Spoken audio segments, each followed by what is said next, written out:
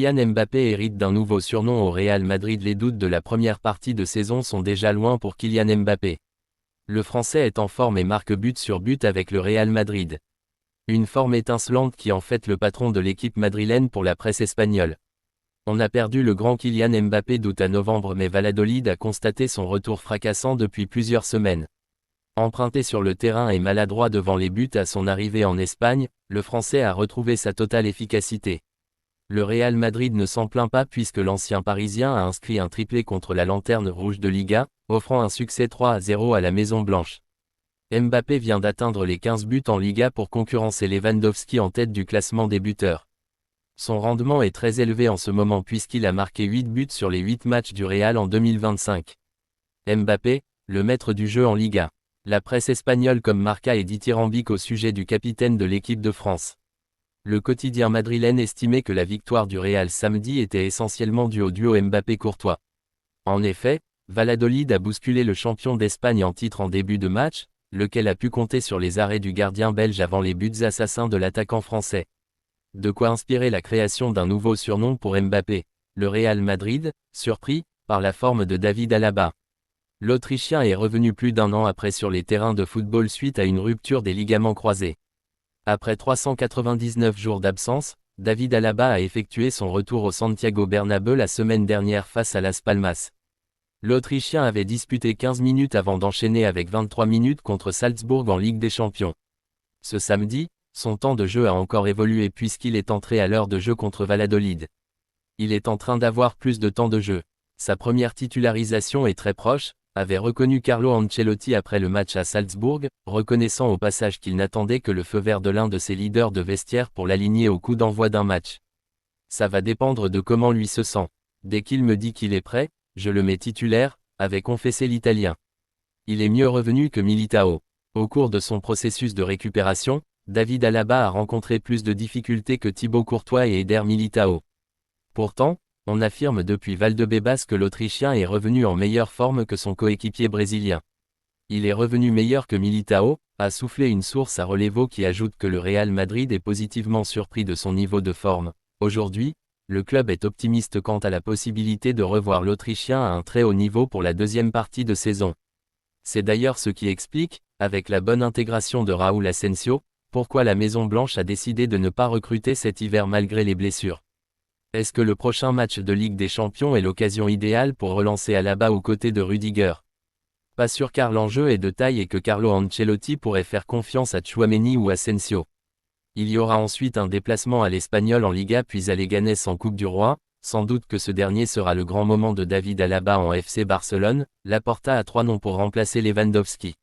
Le FC Barcelone devrait recruter un nouvel avant-centre cet été. 3 joueurs seraient ciblés. Robert Lewandowski aura 37 ans en août prochain et à 1 an et demi de la fin de son contrat, le FC Barcelone devrait tenter de lui trouver un héritier cet été sur le marché de transfert. C'est en tout cas ce qu'indique Elle Nacional. Et selon le média ibérique, 3 buteurs sont déjà ciblés, Victor Gyökeres, Alexander Isak et Benjamin Sesko. Priorité Gyökeres. C'est Gyökeres qui serait la priorité Blaugrana.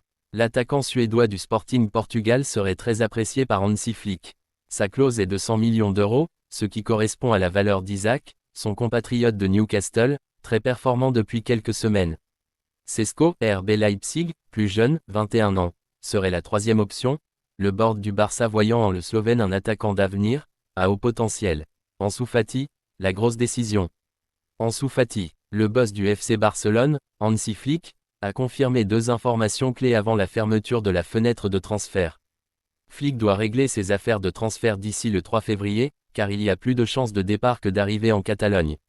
Après une superbe victoire 7-1 à domicile en Liga contre Valence, l'équipe de Flick semble pleine de confiance, mais l'Allemand cherche à alléger ses options. Le défenseur Eric Garcia a été associé à un retour potentiel à Gérone, en raison de son manque d'action en équipe première, mais cette transaction n'a pas avancé. L'international espagnol a marqué un but vital en Ligue des Champions en milieu de semaine, et cela semble être un tournant, Cesc Fabregas confirmant que son équipe de com ne fera pas d'offre. Les principales spéculations se concentrent sur Ansu Fati, qui est resté sur le banc contre l'Osche, alors que les buts pleuvaient en Catalogne, mais les offres fermes manquent toujours pour l'attaquant. Ansu Fati doit se décider.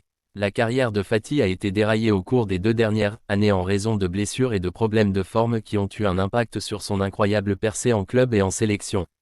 Un seul départ en championnat depuis le début de la campagne souligne le manque de confiance de Flick en lui et un prêt à une autre équipe de la Liga est une option. Flick a fait le point sur la situation après le match contre Valence et la place de Garcia semble plus sûre que celle de Fati. Garcia reste, je le veux ici, c'est un joueur important, je sais qu'il veut jouer, aujourd'hui il a été très bon. Il nous a donné de la stabilité et il peut jouer à différents postes, a-t-il déclaré. Je n'ai pas de nouvelles informations sur Ansu Fati. Il veut rester, c'est bien. Mais d'autres méritaient de jouer aujourd'hui. Maintenant, il est bien meilleur à l'entraînement. Il s'est amélioré et nous allons l'aider.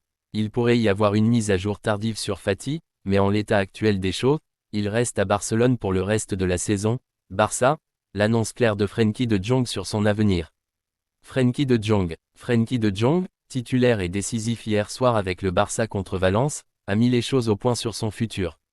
C'est une des belles surprises de la soirée éclatante du Barça face à Valence hier soir en Liga, 7-1. Frenkie de Jong, le milieu de terrain néerlandais qui n'est pas forcément une évidence dans les 11 de départ de Hansi Flick, a été titularisé ce dimanche à Montjuïc. Un choix gagnant puisque le néerlandais a marqué au bout de 3 minutes de jeu seulement. Son ouverture du score a précédé un match globalement plein où de Jong a montré des qualités pas forcément vues depuis un moment. Une vraie satisfaction pour lui-même s'il préférait se ranger derrière le collectif après le match. Il était important de faire passer le message que nous sommes toujours là et que nous continuons à nous battre. De Jong ne se voit pas ailleurs qu'à Barcelone. Mais Frenkie de Jong sait également que son avenir fait régulièrement parler. Un départ de celui qui est en fin de contrat dans 1 an et demi est-il à l'ordre du jour? Pas du tout à en croire les Néerlandais qui a visiblement totalement la tête à Barcelone. Je me sens très bien à Barcelone. Je me concentre uniquement sur le présent, et puis, il y aura du temps pour décider, prévient le milieu barcelonais. Barça, Xavi contacté par un géant de Serie A. Xavi a été contacté par la Juventus Turin. C'est une information que dévoile l'équipe. Selon leurs informations, la Juventus Turin a pris contact avec Xavi ces dernières heures. Il s'agit pour le moment de discussions informelles, mais cela témoigne de l'instabilité du poste de Thiago Motta, pourtant arrivé l'été dernier. Thiago Motta sur la sellette. Libre depuis l'été dernier et son départ du FC Barcelone, Xavi semble prêt à retrouver un poste. Seulement, le quotidien sportif indique en suivant que cette prise d'information ne serait pas pour un avenir à court terme. La vieille dame surveille tous les marchés en ce moment et même celui des entraîneurs. Raúl Asensio, meilleure option qu'Aurélien Tchouaméni en défense centrale. Le Real Madrid a un ratio de buts encaissés plus faible lorsque Raúl Asensio joue à la place d'Aurélien Tchouaméni. Cette saison, le Real Madrid connaît de nombreux problèmes en défense. Avec les longues blessures d'Eder Militao et de David Alaba, dont ce dernier vient tout juste de revenir, Carlo Ancelotti a dû bricoler. Le technicien italien a constamment dû choisir entre Aurélien Tchouaméni et Raúl Asensio pour accompagner Antonio Rüdiger en défense. Si Aurélien Tchouaméni, milieu de terrain, a souvent été replacé en défense centrale par Carlo Ancelotti, l'entraîneur italien aurait réalisé récemment qu'il apportait moins de garanties que Raúl Asensio à ce poste. Selon le quotidien A, l'élément déclencheur qui a changé les places des deux joueurs dans la hiérarchie est la finale de Supercoupe d'Espagne contre le FC Barcelone. Avant ce match, Aurélien Tchouaméni avait la confiance de Carlo Ancelotti, mais le match très difficile du Français ce jour-là a convaincu le coach madrilène de revoir ses plans, de prioriser la titularisation de Raúl Asensio. Lorsque l'Espagnol est titularisé, le Real Madrid encaisse 2 fois moins de buts qu'avec l'ancien monégasque. Le repositionnement de Raúl Asensio profitable au Real Madrid. Les statistiques parlent pour Raúl Asensio. À compare le ratio minutes jouées et buts encaissés entre les deux joueurs. En 929 minutes passées avec Aurélien Tchouaméni au poste de défenseur central cette saison, le Real Madrid a encaissé 15 buts. Avec Raúl Asensio qui cumule un temps de jeu de 915 minutes, le nombre de buts concédés ne s'élève qu'à 9 buts. Si les statistiques ne jouent pas en sa faveur, Aurélien Tchouaméni à sa décharge, n'est pas défenseur central de formation comme peut l'être l'Espagnol. Il a montré qu'il était bien plus à son aise dans sa position de prédilection de milieu de terrain. Raúl Asensio, certes beaucoup moins expérimenté que son coéquipier au plus haut niveau, possède en revanche l'avantage de jouer à son poste préférentiel. Le jeune joueur du Castilla qui ne partait pas comme un joueur amené à jouer un rôle de premier plan en début de saison, vient pourtant d'enchaîner 3 titularisations consécutives, contre le Celta de Vigo, Las Palmas et Salzbourg.